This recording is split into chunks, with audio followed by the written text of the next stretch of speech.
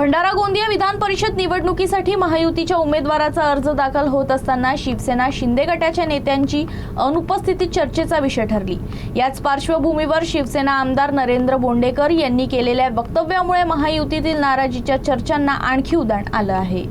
भंडारा गोंदिया विधान परिषद निवडणुकीसाठी काल भाजप महायुतीच्या उमेदवाराचा उमेदवारी अर्ज दाखल करण्यात आला। मात्र या कार्यक्रमात शिवसेना शिंदे गटाचा एकही प्रमुख नेता उपस्थित नसल्यानं राजकीय वर्तुळात विविध चर्चांना उधाण आलं आहे। दरम्यान शिवसेना आमदार नरेंद्र बोंडेकर यांनी प्रसारमाध्यमांशी बोलताना उघड नाराजी नसल्याचं सांगितलं।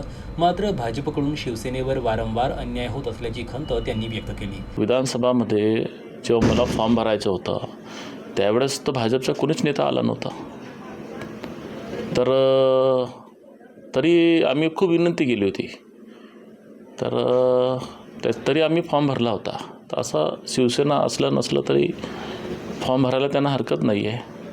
तसंही ते सांगतात एकतर्फा त्यांची निवडणूक आहे, त्यांच्याकडे आदरणीय परिणयजी सांगतात आपल्या इंटरव्ह्यूमध्ये 50%पेक्षा जास्त त्यांच्याकडे मतदान आहे।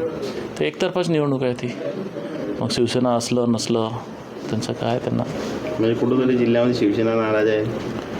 नाही, नाराजीचं नाही आहे, नाराजीची अजिबात नाही आहे। आम्ही महायुतीसोबत पहिले बी होतो, आज बी आहो, भविष्यात राहू।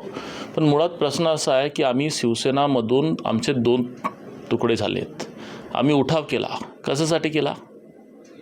उठाव करण्याचं कारण होतं आम्हाला का आम्ही हिंदुत्व विचाराचे आहोत आणि हिंदुत्वाचे विचाराचे असल्यामुळे आम्ही भाजप आमचा मोठा पक्ष आहे, मोठा भाऊ आहे, म्हणून आम्ही त्यांच्यासोबत गेलोत।